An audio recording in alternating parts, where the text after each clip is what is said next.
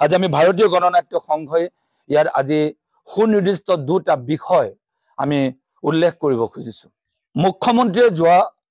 4টা দিনৰ এটা খুব গুৰুত্বপূৰ্ণ ইংগিত প্ৰকাশ কৰিছে যে অভিযোগনামাৰ তথ্য মানি লওঁতে সময় লাগিব অসমীয়াৰ। আমি সন্দেহ কৰিবলৈ বাধ্য হৈছো যে জুবিনৰ পৰিয়াল তথা অনুৰাগীলৈ এয়া কিহৰ ইংগিত আছিল, নে এটা মুখ্যমন্ত্ৰীৰ এটা মনস্তাত্ত্বিক ভাবুকি। ভাৰতীয় গণনাট্য সংঘই আমি পোনপটীয়াকৈ মুখ্যমন্ত্ৰী ডাঙৰীয়াক দৃষ্টিগোচৰ কৰি ক'ব খুজিছো যে তেনেকুৱা মনস্তাত্ত্বিক ভাবুকিৰে আপুনি কু অভিপ্ৰায় লিপ্ত নহবৰ কাৰণে বিৰত থাকিবৰ কাৰণে আমি সকীয়া দিবলৈ বাধ্য হৈছো। গৰিমা বৌয়ে হয়তো নাজানে, গৰিমা বৌয়ে হয়তো নজনাকৈ তেওঁলোকৰ হয়তো এটা চক্ৰান্ত থাকিব পাৰে, কাৰণ যি কাৰণত ভোট নেখেৰাকৈ যেতিয়াকৈ সাংসদ কৰি বৈদেশিক পৰিক্ৰমা মন্ত্ৰী এজন তেওঁৰ জুবিন গাৰ্গৰ মেনেজাৰজনে মন্ত্ৰী হ'ব পাৰে, তেনেকুৱাকৈ তেওঁতকৈ অধিক জনপ্ৰিয় গৰিমা বৌকো তেওঁলোকে হয়তো এটা টাৰ্গেট হিডেন এজেণ্ডা থাকিব পাৰে যে গৰিমা বৌক আকৃষ্ট কৰি দলটোৰ মাজেদি নিব পাৰো নেকি। কিন্তু জুবিন থাকিলে যিহেতু পৰা নাযাব, জুবিন থাকিলে যিহেতু গৰিমা বৌক কনভিন্স কৰিব পৰা নাযাব বা যিহেতু হেঙাৰ হৈ উঠিব, গতিকে নিষ্কণ্টক কৰাৰ অভিসন্ধি আছিল নেকি ভাবিবলৈতো বাধ্য হম। আপোনালোক যদি তল খুচৰীয়া যদি কথা ক'বলৈ চেষ্টা কৰে, আমিও আপোনালোকৰ তল খুচৰীয়া কথা ক'বলৈ আমি চৰকাৰখনৰ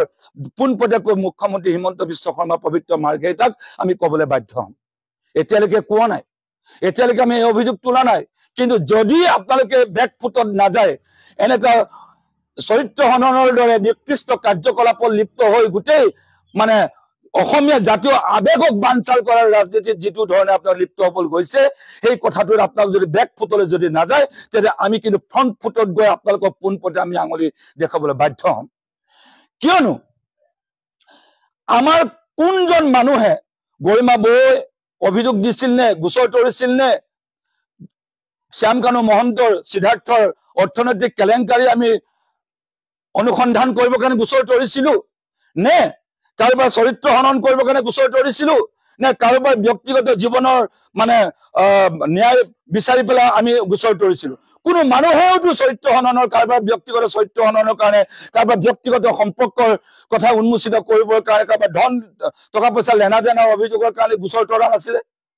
আমি তৰিছিলো গোচৰ, অসমবাসীয়ে তৰিছিলে গোচৰ, অসমবাসীয়ে আবেগত সকলোৱে মায়াবিনী গাইছিলে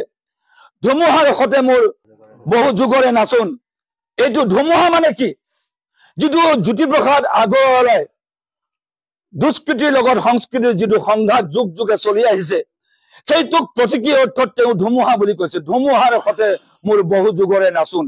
তেওঁ ধুমুহাটোক যদি দুষ্কৃতি বুলি কৈছে, তেতিয়া জুবিন গাৰ্গ নিজক সংস্কৃতিৰ এজন বাহক বুলি কৈছে। এই তাত্ত্বিক দিশটো আমি জেনজি সকলেও নৱপ্ৰজন্মই উপলব্ধি কৰিব পাৰিব লাগিব। আমি নতুন প্ৰজন্মক আহ্বান জনাইছো, আমি কৈছো যে পুনৰ দৃষ্টিগোচৰ কৰি কৈছো, কোনো অসমবাসীয়ে, কোনো তেওঁৰ পৰিয়ালবৰ্গই কাৰো কেলেংকাৰী উন্মোচনৰ কাৰণে আমি গোচৰ তৰা নাই। কেৱল জুবিন গাৰ্গৰ মুখ্যমন্ত্ৰীয়ে কোৱাৰ দৰে তেওঁৰ হত্যাৰ গোচৰ, হত্যাৰ বিচাৰ লাগে, ন্যায় লাগে, আৰু তেওঁলোকৰ SIT নিজাববীয়াকৈ যিহেতু এটা হত্যাকাণ্ডৰ 308 আছিলে ন,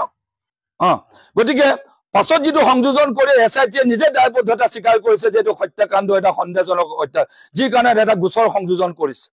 এই ধাৰাটো মই আইনীয় ছাত্ৰ বা আইনীয় প্ৰক্ৰিয়াৰ এজন বাহক নহয় কাৰণে আমি হয়তো কথাটো ক'ব পৰা নাই। তাৰ অৰ্থ এইটো নহয় যে আমি বিষয়টো গুৰুত্ব দিয়া নাই। গতিকে আমি কৈছো, আমি কৈ থকা নাই হত্যাকাণ্ড কৰিছে বুলি, আপোনালোকৰ নিজৰ মুখেৰে কৈছে মুখ্যমন্ত্ৰী ডাঙৰীয়াই, SIT নিজে গোচৰ তৰিছে। গতিকে প্ৰতিপন্ন কৰিবৰ কাৰণে আমাৰ গোচৰ তৰা হৈছে। গতিকে কাৰোবাৰ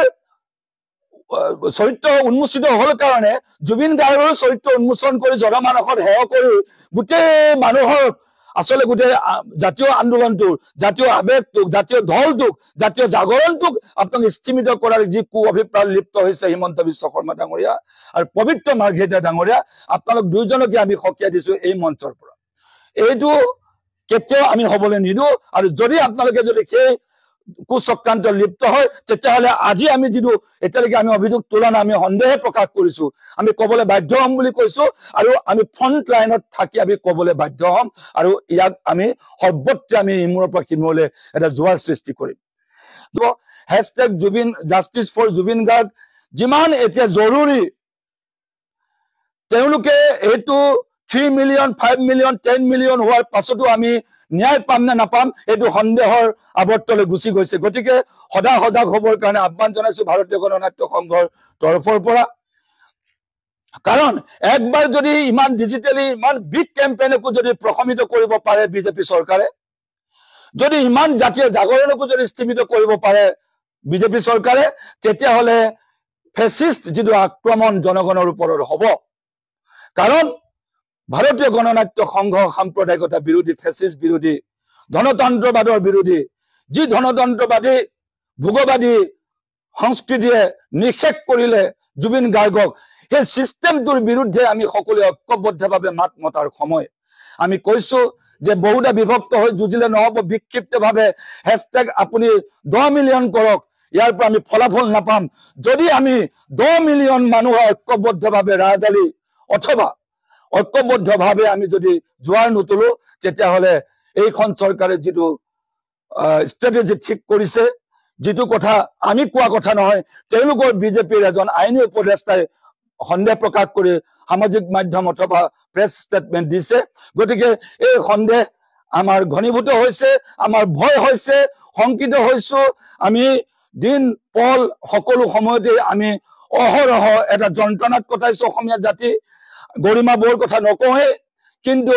মই কৈছো আমি ভাৰতীয় গণনাট্য সংঘই সমগ্ৰ অসমবাসী সমগ্ৰ যুৱ প্ৰজন্মৰ ঐক্যবদ্ধভাৱে সেই সময়টোত কেৱল যুৱ প্ৰজন্মৰে সাৰ্থক বুলি একাষৰীয়া কৰা যে যত্ন নকৰিব জুবিন গাৰ্গক কেৱল আমাৰ মানৱ সন্তান বুলি কেৱল বয়োজ্যেষ্ঠ সকলৰে আবেগ বুলি গণ্য নকৰিব আমি কৈছো ইয়াত পশু পক্ষী গছ লতা বিৰিখ ইয়াৰ অসমৰ বায়ু পানী সকলোৰে মানৱ সন্তান জুবিন গাৰ্গ ঐক্যবদ্ধ হৈ যদি সংগ্ৰামত আমি লিপ্ত নহওঁ এটা প্ৰতিৰোধ সংগ্ৰাম আৰু এই যে অপপ্ৰচাৰৰ বিৰুদ্ধে যাতে আমি জাগৰণ নুতুলো হেশটেগ জাষ্টিস ফৰ জুবিন গাৰ্গ যেনেকে আমি ঐক্যবদ্ধ সংগ্ৰামৰ পোষকতা কৰিছো ডিজিটেলি ঠিক তেনেকে জুবিন গাৰ্গৰ ন্যায়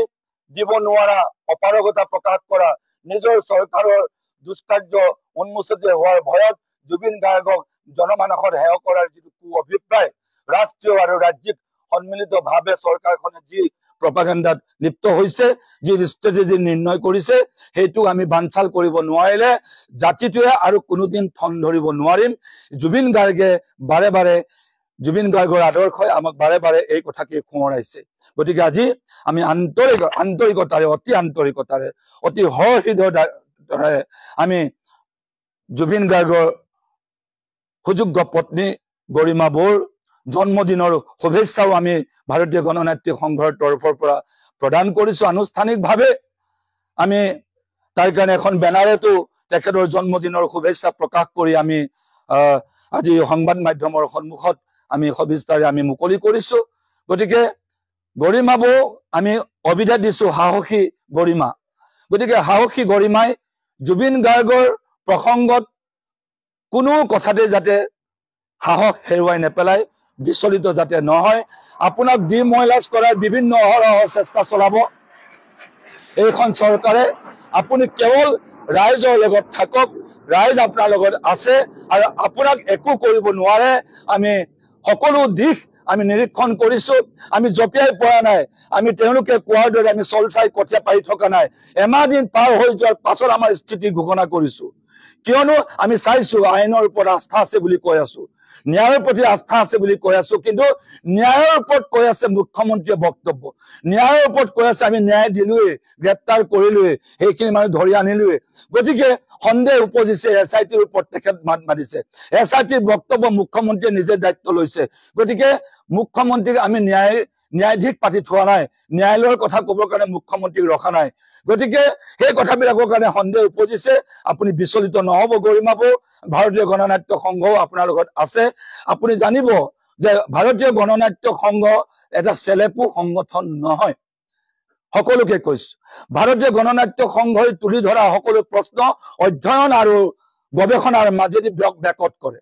কাৰণ ইয়াৰ পুতন অত্যন্ত গভীৰ ইয়াৰ এইটো এটা ধুমুহা বা এটা হাৱাত ফু মাৰি উৰুৱাই দিব পৰা ভাৰতীয় গণনাট্য সংঘৰ সত্তা নহয় গতিকে জুবিন গাৰ্গ যি হত্যাৰ আধাৰত নিজকে বাহক হিচাপে কাম কৰি সৰ্বত্ৰে এটা নিজকে সৈনিক বুলি কৈছিল চেগুয়েভাৰাৰ নিজকে কমৰেড বুলি নিজক ক'ব খুজিছিল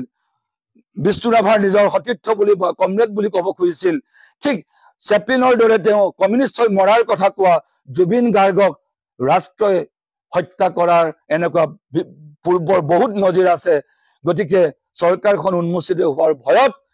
তেখেতৰ ব্যক্তিগত চৰিত্ৰত হাত দিব খুজিছে এই কথাত আপুনি বিচলিত নহব এনেকুৱা বহুত বদনামৰ ভাগি বুঢ়েভেৰাকো দিয়া হৈছিল ভূপেন হাজৰিকাকো দিয়া হৈছিল বিষ্ণু ৰাভাকো দিয়া হৈছিল কিন্তু জনগণ বিচলিত হোৱা নাছিল স্থিতপ্ৰজ্ঞ হৈ থাকিল আৰু আজি সেই সকল পুৰুধা ব্যক্তি কালজয়ী হৈ আছে গতিকে জুবিন গাৰ্গো কালজয়ী হৈ থাকিব কেৱল আপুনি বিচলিত নহব আপোনাক ডিমৰালাইজ কৰাৰ অহৰহ চেষ্টা কৰিলেও তেওঁলোকৰ চোৰাংচৰে আপোনাৰ কাণত ফুসফুসাই কথা কৈ ডিমৰালাইজ কৰাৰ চেষ্টা কৰিলেও আপুনি কেতিয়াও বিচলিত নহব যেতিয়া যি ধৰণৰ তেওঁলোকে চক্ৰান্ত লিপ্ত হয় আপুনি সৰ্বত্ৰে প্ৰকাশ কৰিব আমি জনগণ আপোনাৰ কাষত থিয় হ'ম ধন্যবাদ